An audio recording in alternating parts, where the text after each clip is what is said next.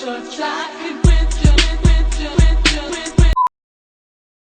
semua. Kita dari kelompok 2 kelas 11 Sosum. Aku Umairah Jasin. Aku Adinda Sifaulia. Aku Jan Zahira. Sekarang kita lagi jalan ke taman ke gerbang taman mini. Tuh, tungguin kita nanti di sana ya. Nah, stay tune.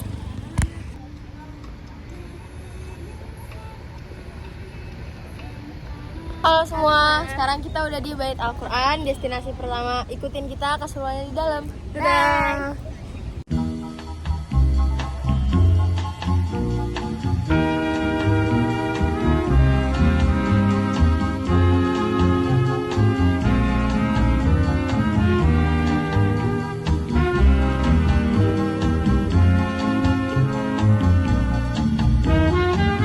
Assalamualaikum warahmatullahi wabarakatuh. Jadi ini display pertama yang menurut kita paling menarik karena di belakang kita ada Al-Quran gede banget. Dan ini namanya Mushaf Al-Asyariyah yang ditulis sama 2 orang santri dari Pondok Pesantren Al-Asyariyah dari Wonosobo, Jawa Tengah. Dan ini ditulis selama kurang lebih 17 bulan dari 16 Oktober sampai 5 Februari. Dan ini besar banget. Ini keren banget. Masya Allah. Kita baru pertama kali melihat Al-Quran segede ini. Jadi kita tunggu yang menarik lagi selanjutnya. Jadi ini ada Al-Quran yang menurut kita tempat kedua yang paling menarik.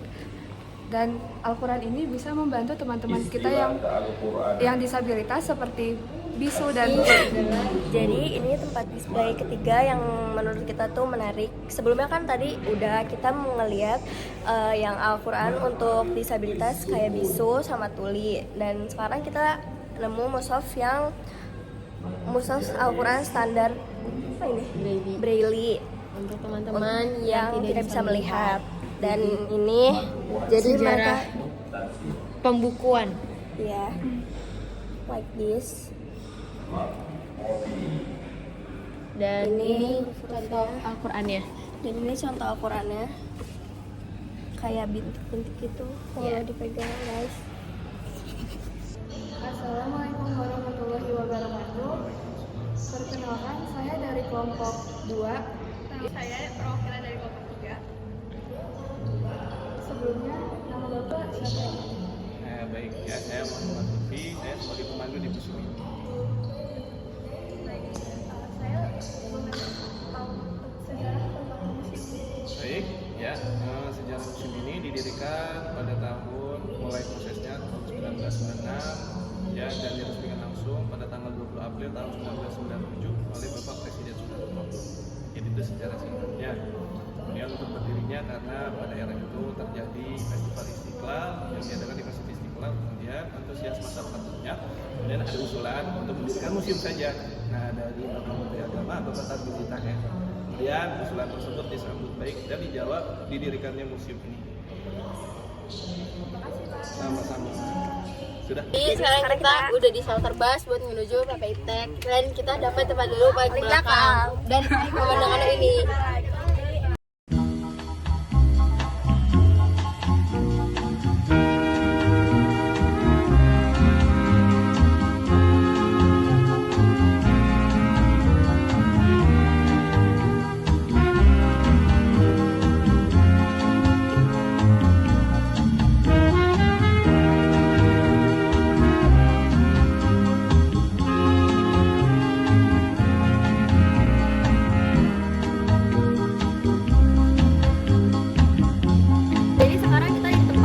Gempa digital. Dan di sini ada tata cara untuk menggunakannya. Yang pertama itu diam sejenak dan jangan bergerak. Yang kedua, perhatikan grafik yang ada di sini getaran pada layar monitor.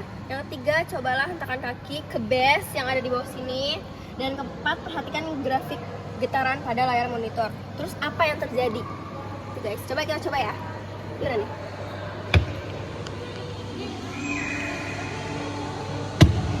Coba hentakin lagi, Din.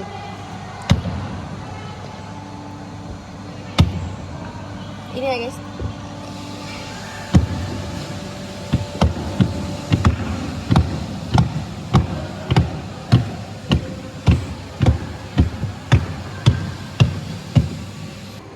Jadi di sini ada alat peraga untuk mensimulasikan gerakan gempa terhadap tinggi bangunan.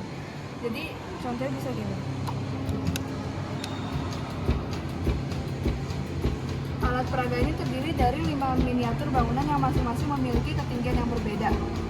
Dengan demikian, seluruh benda yang ada di permukaan bumi akan mengalami dampaknya. Kekuatan dari suatu bangunan terhadap guncangan gempa ditentukan dari sistem konstruksi yang dibuat. Sini saya akan mempraktekkan global tsunami wave. Ini kita praktekkan ya.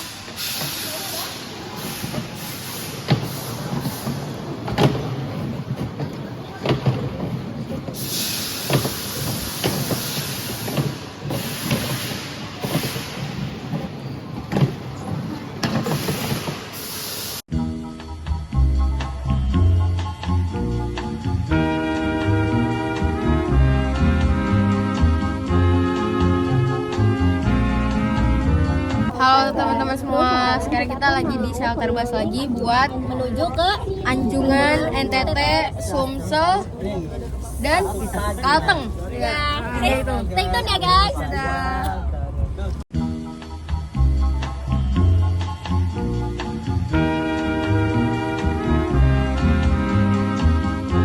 Teman-teman, kali ini kita udah ada di Anjungan pertama, yaitu Anjungan Sulawesi Selatan. Abis ini kita bakal ngeliat ada cerita apa aja di dalam sana, dan nanti akan kita jelaskan sedikit. Bye. Stay tune guys. Bye.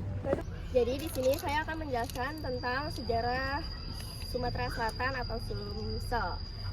Itu tuh kayak kaya dan panjang nih, mulai dari masa persejarahan dengan penemuan artefak Paleotikum. Kemudian wilayah ini menjadi pusat kerajaan maritim Sriwijaya abad ke-7 sampai ke-12, lalu jatuh ke tangan Majapahit hingga muncul Kesultanan Palembang abad ke-17 yang kemudian dihapus oleh Belanda pada tahun 1823 pada pasca kemerdekaan.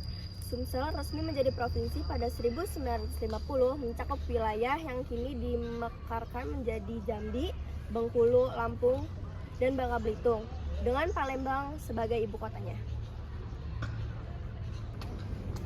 Sekarang kita lagi ada di rumah Balalompoa. Jadi fungsi awalnya ini sebagai kediaman raja sekaligus pusat pemerintahan dan diplomatik kerajaan di Goa. Di sini kita lihat ada tanduk kerbau dalam adat Toraja, melambangkan simbol status sosial, tinggi kekayaan, dan kemakmuran keluarga pemilik rumah adat Toraja. Jadi di sini sekarang saya akan menjelaskan tentang sejarah patung Sultan Hasanuddin. Jadi patung Sultan Hasanuddin itu adalah untuk mengenang jasa pahlawan nasional ini sebagai simbol semangat perjuangan dan kebangsaan Indonesia yang dibangun sebagai wujud kebanggaan masyarakat Sumatera Selatan atas keberaniannya melawan penjajahan Belanda. Dijuluki ayam jantan dari timur dan seringkali menjadi simbol di lokasi seperti Bandara Internasional Sultan Hasanuddin, menandai komitmen nasionalisme. Di sejarah NTT dimulai dari wilayah administratif Sunda Kecil, kemudian terpecah menjadi Bali, NTB, dan NTT pada 20 Desember 1958. Mencakup pulau-pulau besar Flores, Sumba, dan Timor, disebut Pulau Bamorata, serta kepulauan lainnya dengan ibu kota di Kupang.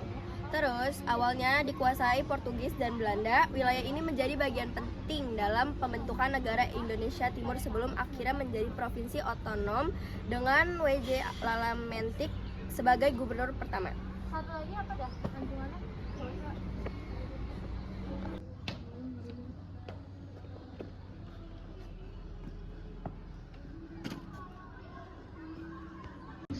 Sejarah singkat tentang Kalimantan Timur. Dimulai dari abad kerajaan kuno seperti kerajaan Kutai Martadipura abad keempat, Bukti Parasasti Yupah hingga menjadi wilayah kekuasaan Kesultanan Kutai Kartanegara, dan pada masa kolonial dikuasai oleh Belanda. Sejak 1956, wilayah ini resmi dibentuk sebagai provinsi, mengalami pemekaran wilayah, dan terus berkembang menjadi provinsi penting dengan kekayaan sejarah, budaya, dan sumber daya alam yang dimiliki.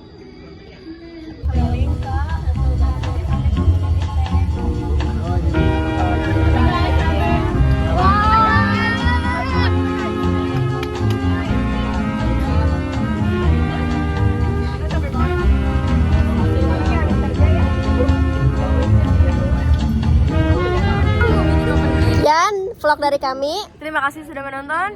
Assalamualaikum Warahmatullahi wabarakatuh. See you guys.